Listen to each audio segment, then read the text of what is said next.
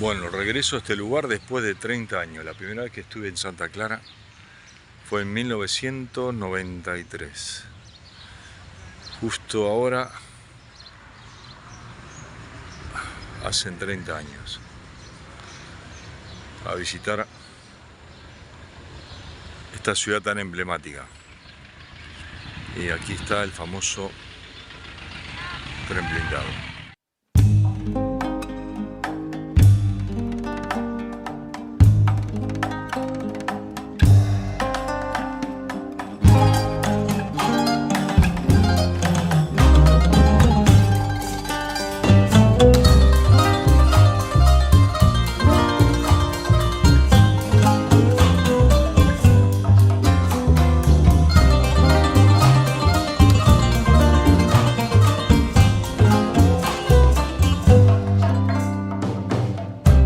لكل أطفال الحجارة الذين ذاقوا المرارة لا تهابوا النار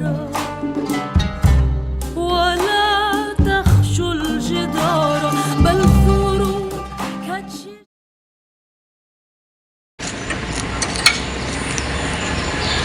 ¿Antonio no está hoy? ¿Antonio no está hoy?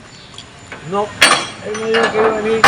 Bueno, pues hoy descansaba, ¿no? Estaban 2 por 2. Hoy, claro, hoy descansaba. El compañero que está acá. Claro. Pero él me dijo que iba a venir hoy.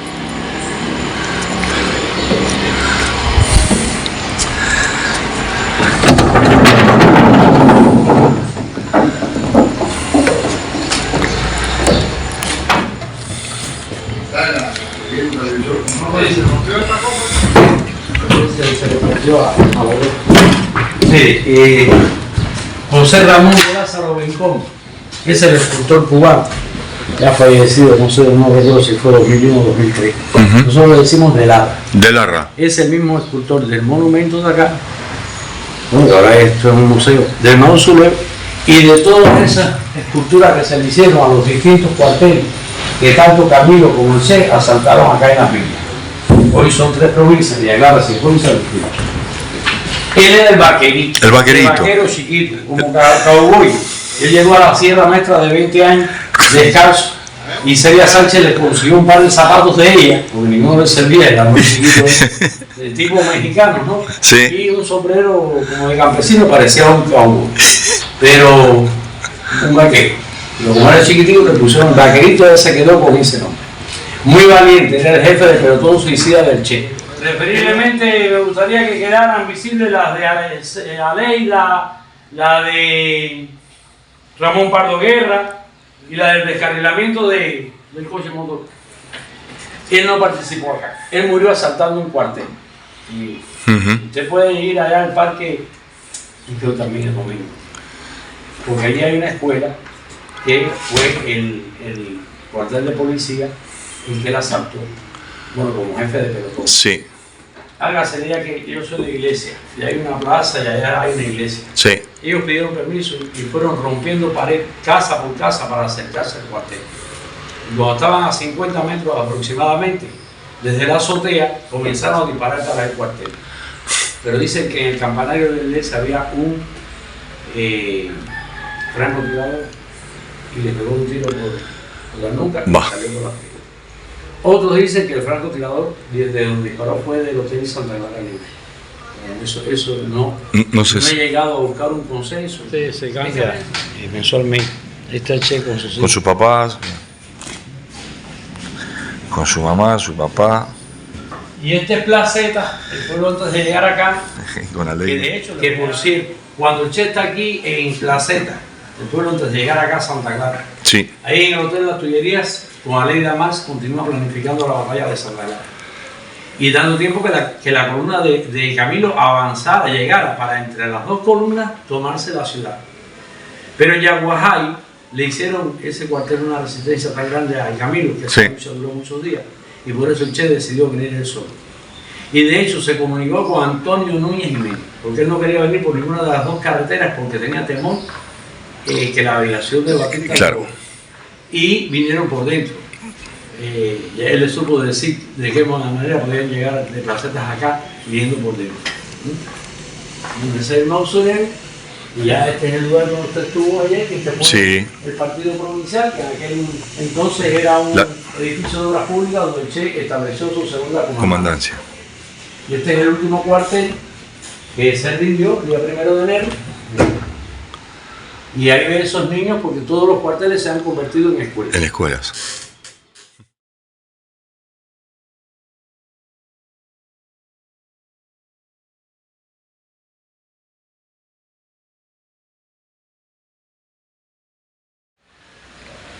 Bueno, en el año 1986 se hizo este monumento, que ahora por la cantidad de piezas museables se ha convertido en un museo. Con un nombre más largo que el tren. Sí. Museo sitio. El sitio, un monte, ¿no? Museo sitio de acción, descarrilamiento y toma del tren blindado. Vaya, Ya porque... esto va a ser remodelado, ya el vagón lo van a pintar, ya pintaron la plancha, el bulldozer, van a hacer un servicio de cafeterías, baños, oficinas, salas de video, juegos, todo ese parque pertenece a nosotros. No sé cuántos metros a ambos lados de la línea férrea hasta la Loma del Capiro pertenecen acá al museo. O sea, que se piensa hacer una obra grandiosa, ¿no? Tal vez dure un poco, usted sabe la situación que tenemos en el país, pero bueno. Claro, y toda esta literatura y muy bien estudiada y todo, es el compañero que usted va a ver. Ese es nuestro historiador, Aristide Rondón. Todo eso él lo tiene en la casa, todo. Ahora bien, yo lo que le decía es lo siguiente, que esto, porque en definitiva los que peinamos cana lo vivimos. El triunfo de la revolución, a veces hay personas que no lo vivieron y lo desconocen, cómo se comportó. Fidel era el líder guerrillero, Fidel era el héroe de la Sierra Maestra, pero en Cuba la política todavía estaba en manos de los que eran figuras políticas. Claro. Hablar de Raúl Chivá, hablar de Roberto Agramonte, de Miró Cardona, de Humberto Sorimarín, todas esas eran figuras de arraigo en el pueblo, porque eran las figuras políticas, ubicándose en tiempo y espacio. Fidel, cuando triunfa, es el líder guerrillero, pero pacta inteligentemente con todas estas organizaciones. Aquí existían otras organizaciones revolucionarias, aquí a veces no se menciona la AAA, que tenía su guerrilla aquí en el Escambray, que era de Carlos Prío Socarrás, y con la cual incluso los americanos intentaron crear una estrategia sabia. Lo que pasa es que Batista era testarudo y no aceptó, pero hubiera demorado más el proceso. Porque si Batista acepta la maniobra con la AAA de crear un golpe de eso revolucionario, entre comillas, esto demoraba más. Lo que pasa es que eso Batista testarudo no aceptó. Lo propone Estados Unidos, ¿no? Por Estados Unidos, cumplir con la gente. El asunto es que cuando se le propuso a Batista no aceptó, porque era prepotente. Por eso es que cuando triunfó la revolución, usted no se ha preguntado por qué no lo aceptaron los americanos. No lo aceptaron, tuvo que irse para Santo Domingo, porque estaban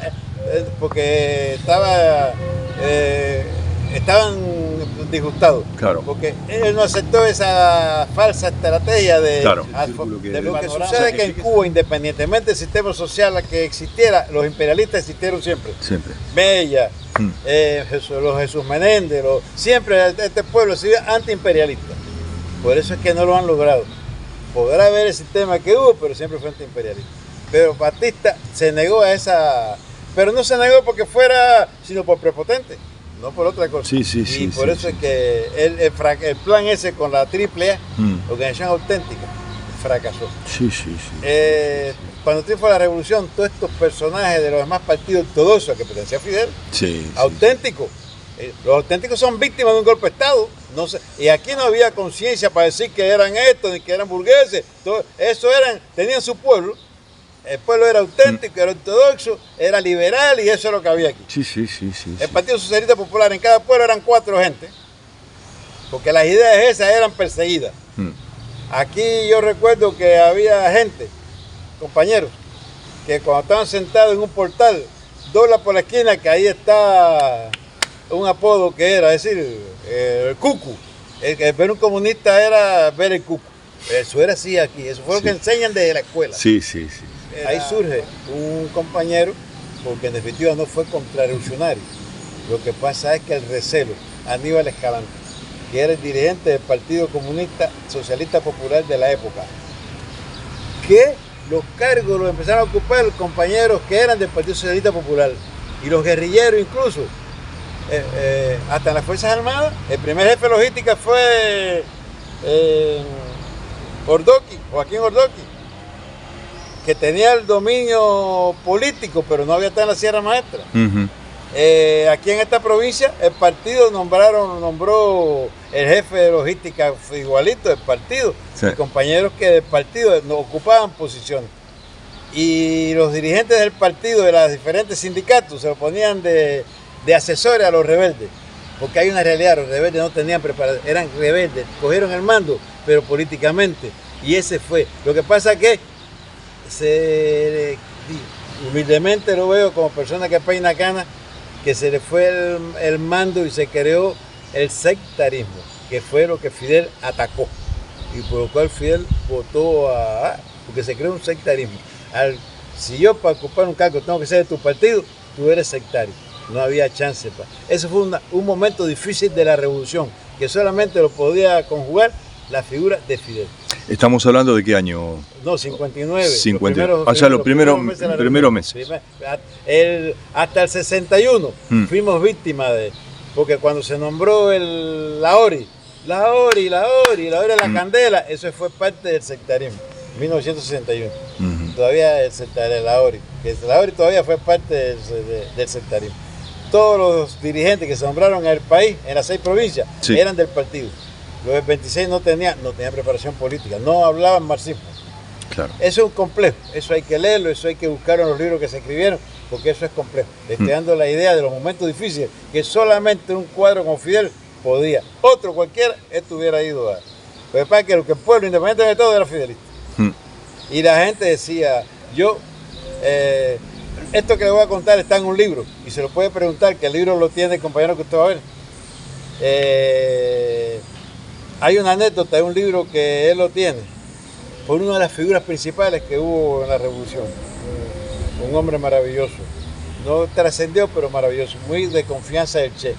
El Che estaba industrializando este terreno a este territorio. Estoy hablando del año 1961.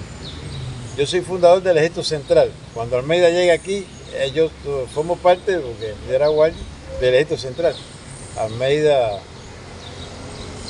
hay un viaje, viene con narrado así. Ese compañero va hacia Cienfuegos, donde tenía hasta las tareas de industrialización, sí, dadas por el Che.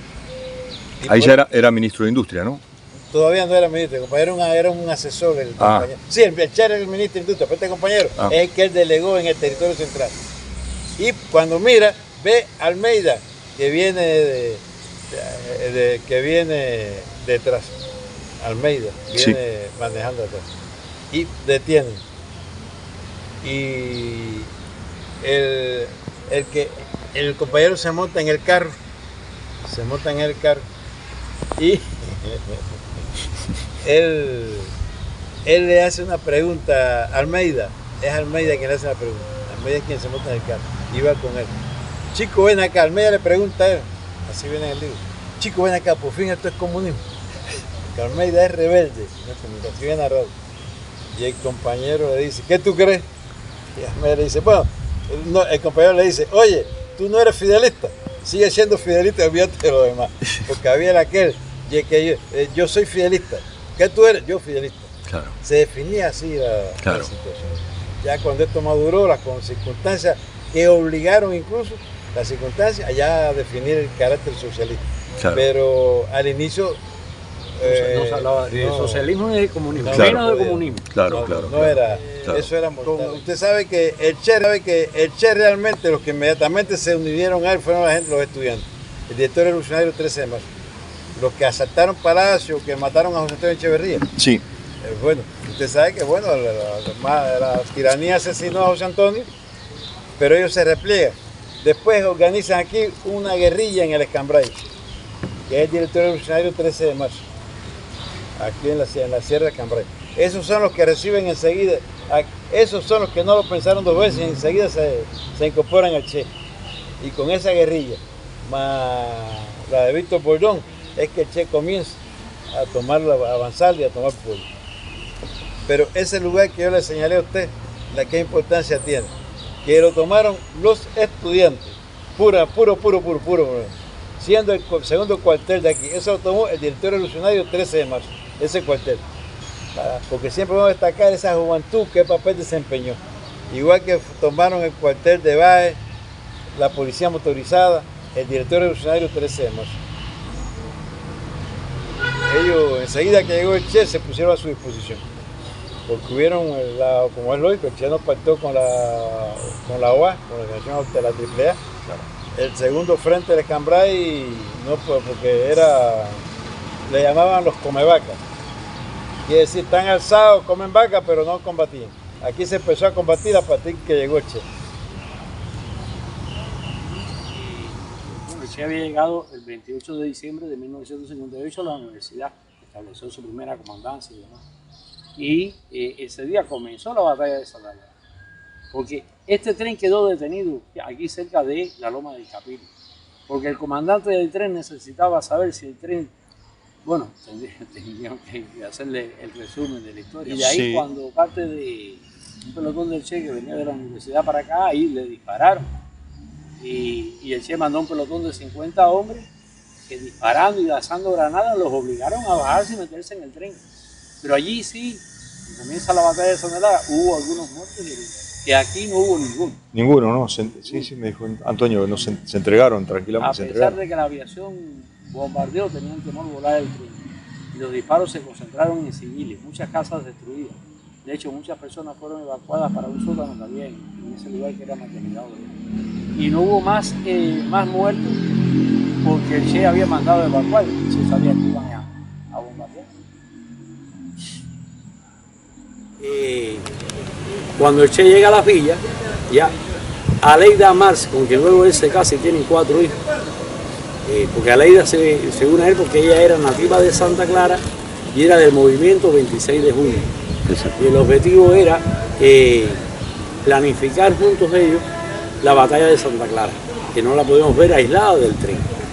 Santa Clara era la tercera ciudad más importante del país, La Habana, Santa Clara y Santiago de Cuba. ¿Por qué Santa Clara? Porque además de estar en el centro de la isla, disponía de una base aérea militar que tenía la aviación para bombardear. 5 cuarteles, más de 3.000 soldados, tanques y tanquetas, varios, ¿entiendes? O sea, que era un bastión muy fuerte. Imagínense que el Che llegó a pensar que con su columna, que era de aproximadamente 300 hombres, más la columna de Camilo, tardarían un mes en tomarse la ciudad. Por eso ya le expliqué allí que en Placeta, que él estableció en el Hotel Las Tullerías una comandancia con Aleida, que era argentino, su tropa era del Oriente, no conocían la ciudad. Exactamente. Y ahí entonces estaba Aleida, como miembro del movimiento 26 de julio. Ya ella estaba quemada. A hacerle la Aleida la habían mandado para el Escambray, que es como una sierra parecida a la Sierra Maestra, pero aquí en el centro. Sí. ¿No? Y porque el Che, bueno, ya le digo, sería otra historia que contar. Una de las misiones que él cumplió fue unificar las fuerzas, porque a pesar de que estaba el movimiento del 26 de julio, el directorio 13 de marzo, los que decimos come vacas, que estaban allá en el Escambray comiendo vacas y hacían poca, o sea, todo estaba en contra de Batista, pero había como una lucha de poder que no se ponían de acuerdo. Entre los diferentes movimientos. Claro, entonces, por la petición de Fidel Castro, el Che se encargó de esa misión, organizó la unión de ellos y el máximo mando era a cargo del Che Guevara, que lo logró.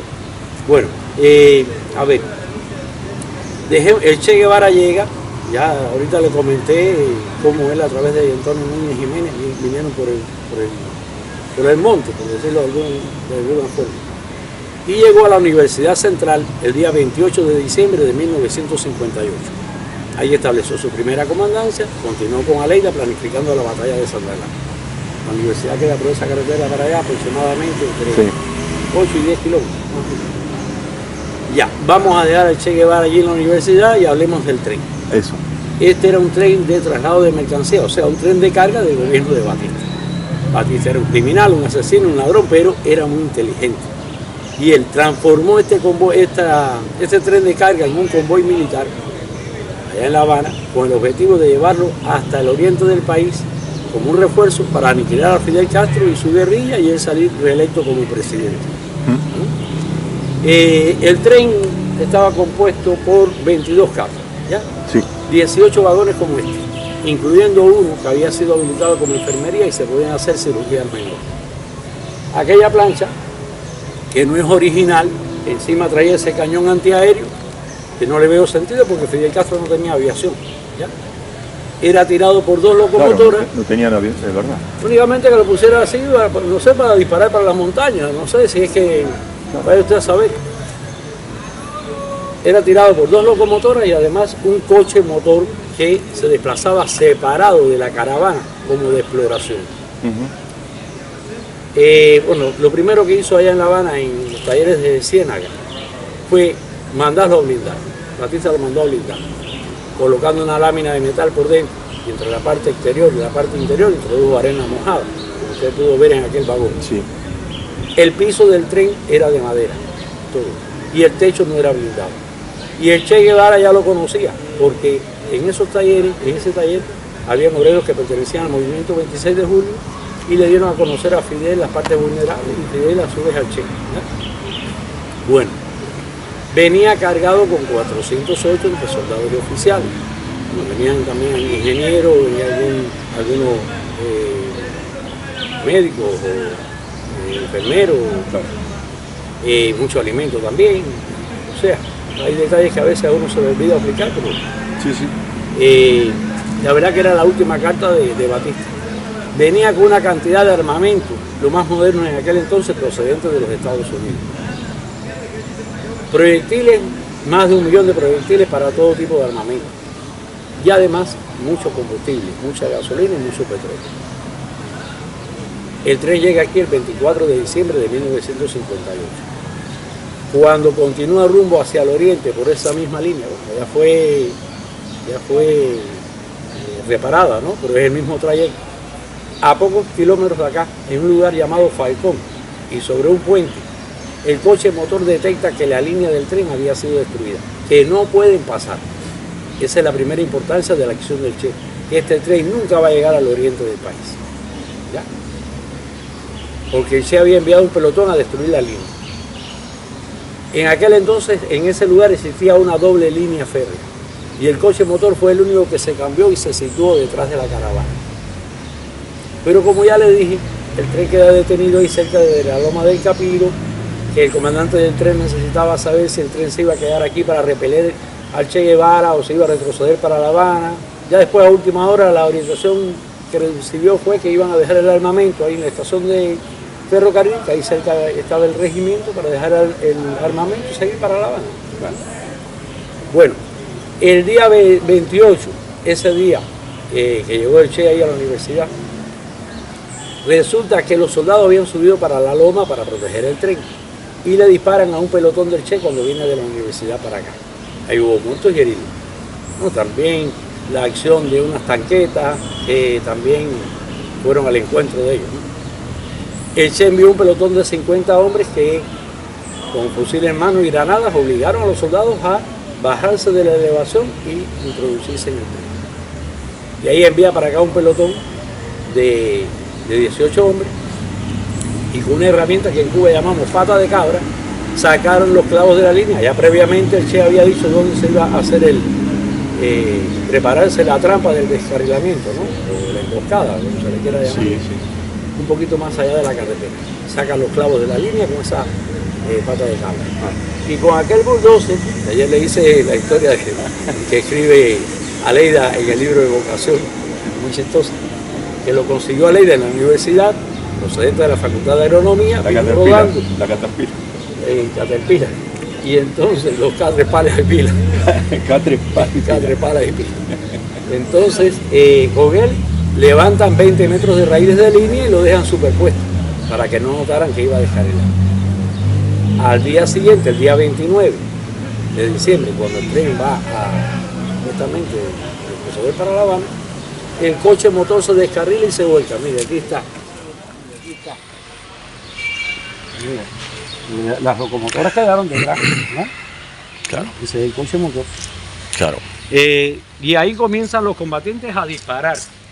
El Che les dio instrucciones de disparar, correr, porque sabía que las balas no iban a penetrar el metal, sino que era para meter mucho ruido, porque era muy poco. Claro.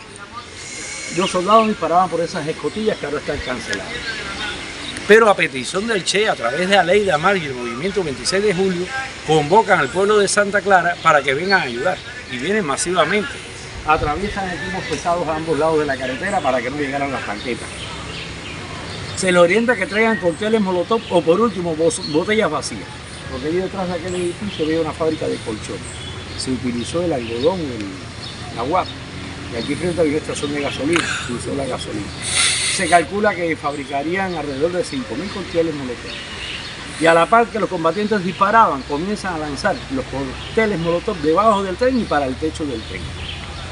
El calor es insoportable, bueno, usted se ha dado cuenta, y eso que han estado abiertos. Sí, sí. Después de las 3 de la tarde, cuando ya durante todo el día ha tomado mucho sol, máxime con el calor de los cócteles molotov.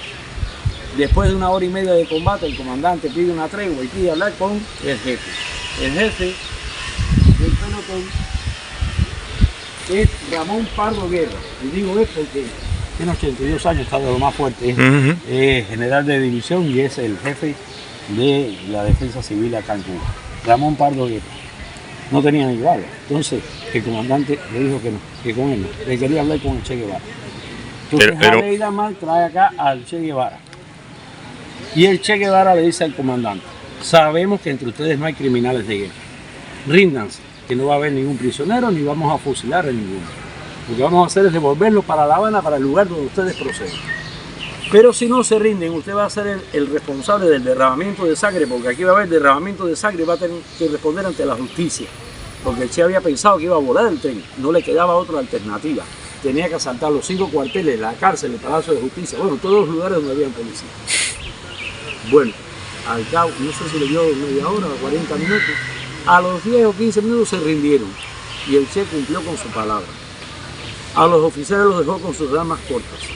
A todos los trasladaron para el norte de la provincia, un lugar llamado Caibarien, un pueblo costero, donde se encontraba una fragata que ya eso había sido tomado por el Che. Y en esa fragata son conducidos para La Habana. Y con una parte de este armamento, otra parte se la enviaron a Camilo. Le sirve para la batalla de Santa Clara, que solo dura 3 días. 29 de diciembre, 30 y 31. El día primero se rinde el último cuartel. Y el día 2 de enero triunfa la revolución. Porque Batista, cuando se entera del descarrilamiento, se va del país. Y se fue para la República Dominicana. Bueno, ayer le hice el cuento, ¿no? Él tenía una deuda grande con Trujillo, le pagó la deuda y después se fue para España y allá... Y ahí murió. Falleció de un infarto en el año 73. Entonces, hay una película que habla de la aviación aquí bombardeando y se ven los muertos por donde quiera. Aquí no, sí bombardeó. Tenían temor de volar el tren y la estación de gasolina. Los disparos se concentraron en civiles, muchas casas destruidas. De hecho, muchas personas fueron evacuadas para ese lugar de ahí que era Maternidad Obrera, en un sótano. Y no hubo más muertos porque el Che había mandado a que evacuar. Sabía que la aviación iba a bombardear. Pero aquí no hubo ningún muerto ni ningún herido. Gracias a la habilidad del Che, y ya ve cómo los cócteles molotov fueron los que dieron aquí con el clavo, como decimos vulgarmente. Porque disparando las balas no iban a penetrar ahí. Claro. Donde a cada rato nuestras tropas guardafronteras detectan continuamente. No hace mucho en la prensa salió un hallazgo que se detectó. Lo soltaron, parece que la Guardia Americana lo había, porque también cuando la Guardia Americana los detecta, ellos sueltan los paquetes y sí. Vienen y regalan. Por eso es que aquí está organizada la milicia costera y que constantemente están... Me comentaron que también los tiran por Haití, ¿no? Pues esa zona por ahí es fabulosa, esa zona de cruce por ahí es fabulosa. Baracoa, toda esa zona por ahí es fabulosa. Y a cada rato hasta las tropas nuestras de la frontera están detectando hallazgos de alijos de esos. Alijos, ¿no? Alijos de esos que de 10 se pierden 7, pero 3 llegan. Positivo. No, y tenemos la lucha también porque no todo el mundo es perfecto. Está el delincuente que también intenta, ¿comprende? Es una batalla que también tenemos. Sí. No somos perfectos. No. Es una batalla permanente. Sí, no, es que es muy tentador, ¿no? El negocio de la droga es una cosa... Nosotros tuvimos en Cuba, según el parte que se nos dio, intensificar la milicia costera. ¿Por qué? Porque con el problema del combustible, sí. tuvo una situación muy tensa. Entonces se intensificaron la milicia costera, que es el pueblo haciendo patrullaje, pueblo costero.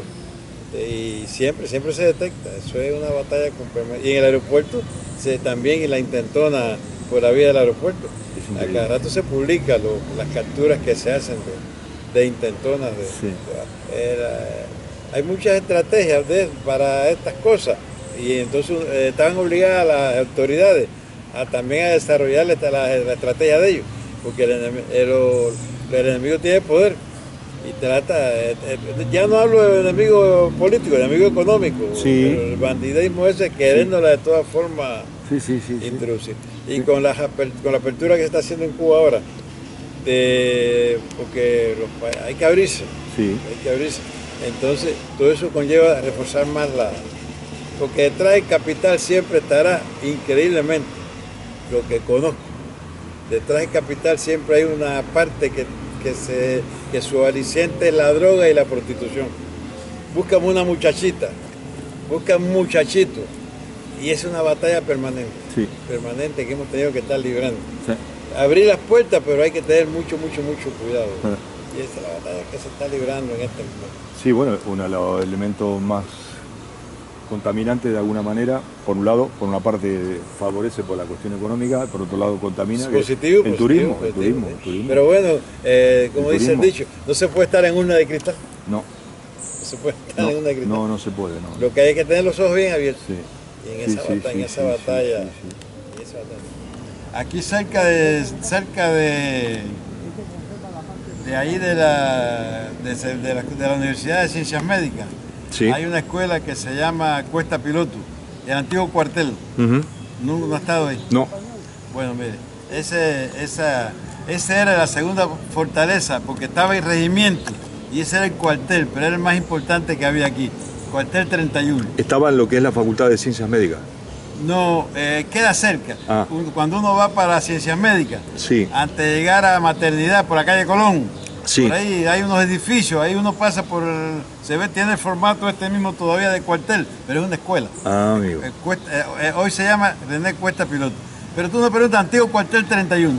Tú lo conoces, antiguo cuartel 31. ¿Qué sucede? ¿Por qué yo destaco cuando viene la gente aquí a ese lugar? Porque usted sabe que el Che realmente, los que inmediatamente se unieron a él fueron la gente, los estudiantes. El director revolucionario 13 de marzo. Mire, este que está aquí es Alfonso Sayas. Amigo.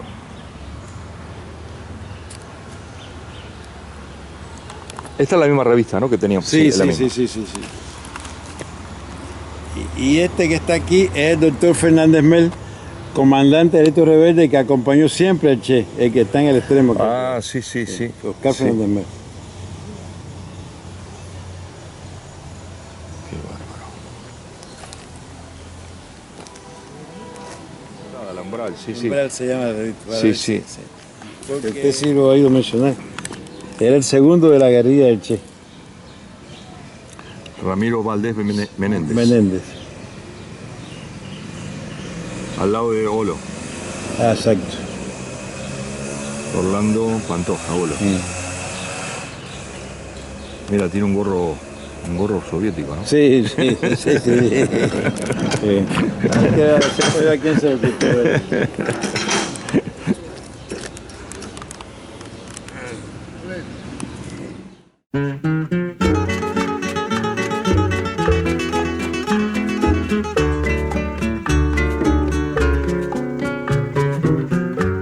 Aprendimos a quererte desde la histórica altura donde el sol de tu bravura le puso cerco a la muerte. Aquí se queda la clara, la entrañable transparencia de tu querida presencia, comandante Che Guevara.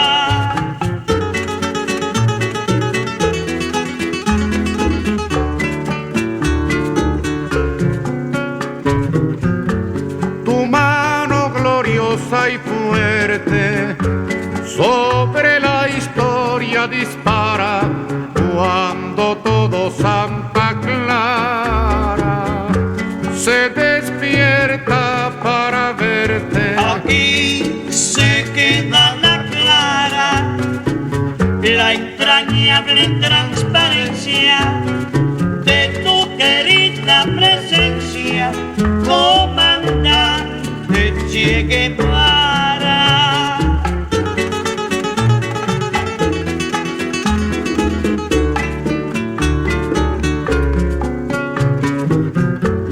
Vienes quemando la brisa con soles de primavera para plantar la bandera con la luz de tu sonrisa. Aquí se queda la clara, la entrañable transparencia de tu querida presencia, comandante Che Guevara.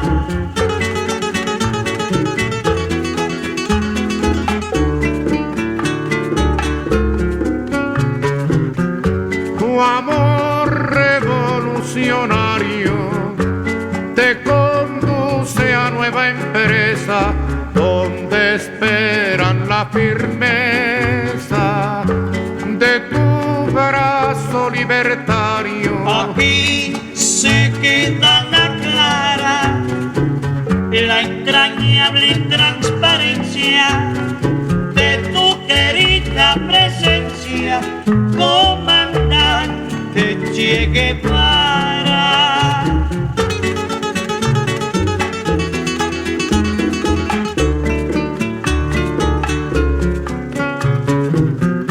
Seguiremos adelante, como junto a ti seguimos, y con Fidel te decimos, hasta siempre, comandante. Aquí se queda la clara, la entrañable transparencia de tu querida presencia, comandante Che Guevara.